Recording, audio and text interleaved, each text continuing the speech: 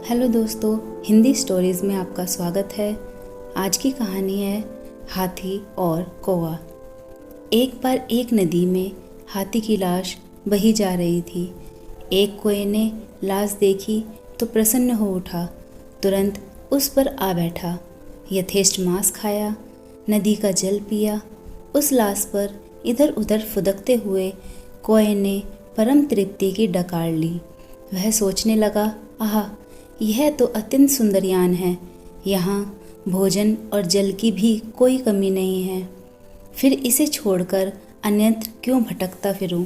कौवा नदी के साथ बहने वाली उस लाश के ऊपर कई दिनों तक रमता रहा। भूख लगने पर वह लाश को नोच कर खा लेता, प्यास लगने पर नदी का पानी पी लेता। अगाध जल राशि, उसका तेज प्रवाह, किनारे पर दूर दूर तक फैले प्रकृति के मनोहरी दृश्य, इन्हें देख देख कर वह विभोर होता रहा। नदी एक दिन आखिर महासागर में मिली। वह मुदित थी, सागर से मिलना ही उसका परम लक्ष्य गंतव्य प्राप्त हुआ। उस दिन लक्ष्यहीन कौवे की तो बड़ी दुर्गति हो गई। 4 दिन की मौज मस्ती ने उसे ऐसी जगह ला पटका था जहाँ उसके लिए न भोजन था, न पेयजल और न ही कोई आश्रय। सब ओर सीमाहीन अनंत खारी जल राशि तरंगायित हो रही थी। कौवा थका हारा और भूखा प्यासा कुछ दिन तक तो चारों दिशाओं में पंख फटकारता रहा।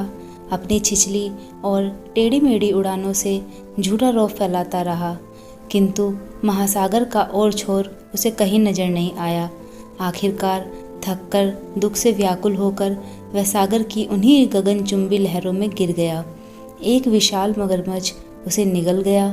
शारीरिक सुख में लिप्त मनुष्यों की भी गति उसी कौवे की तरह होती है, जो आहार और आश्रय को ही परम गति मानते हैं और अंत में अनंत संसार रूपी सागर में समा जाते हैं। जीत किसके लिए, हार किसके लिए, जिंदगी भर ये तकरार किसके लिए। जो भी आया है वो जाएगा एक दिन। दोस्तों, कहानी पसंद आई हो तो एक लाइक और अपने दोस्तों से शेयर करना मत भूलना। धन्यवाद।